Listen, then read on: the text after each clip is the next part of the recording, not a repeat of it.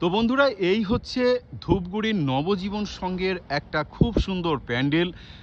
আর ওখানে ইতুন আর গোপাল দাঁড়িয়ে আছে, কিন্তু প্রচণ্ড রোদ। তোরা চলে।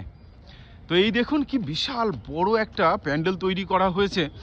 আর ব্যাপারটা বৌদ্ধ যে থিম, যারা সিকিম, কালিম্পং, দার্জিলিং সব ঘুরতে গেছেন তারা অবশ্যই দেখেছেন যে খুব সুন্দর মনাস্ট্রিগুলো, বৌদ্ধ যে মনাস্ট্রি আমরা দেখি ঘুরতে গিয়ে, সেই রকম বিশাল বড় একটা মনাস্ট্রি তৈরি করা হয়েছে। এবং কালার কম্বিনেশন যেটা হয়েছে দেখুন, রাত্রে আলো যখন পড়ে না, পুরো গোল্ডেন হয়ে যায়, গোল্ডেন কালার। তো এই হচ্ছে দেখুন, যেমন বৌদ্ধ মনাস্ট্রি, তার যে পরিচয়, এইগুলো দেখবেন যে ওখানে গেলে এই ধরনের চিহ্নগুলো দেখা যায়। আর একটা জিনিস দেখবেন যে পাহাড়ে গেলে দেখবেন এই যে পতাকাগুলো দেখা যায়, অর্থাৎ রাত্রে ফিলটা ওই রকমই আসছে, মনে হচ্ছে যেন কোনো একটা বৌদ্ধ মনাস্ট্রিতে আমরা ঘুরতে চলে এসেছি। তো বেশ বড় সড়ো বেশ প্যান্ডেল এবং খুব সুন্দর একটা প্যান্ডেল।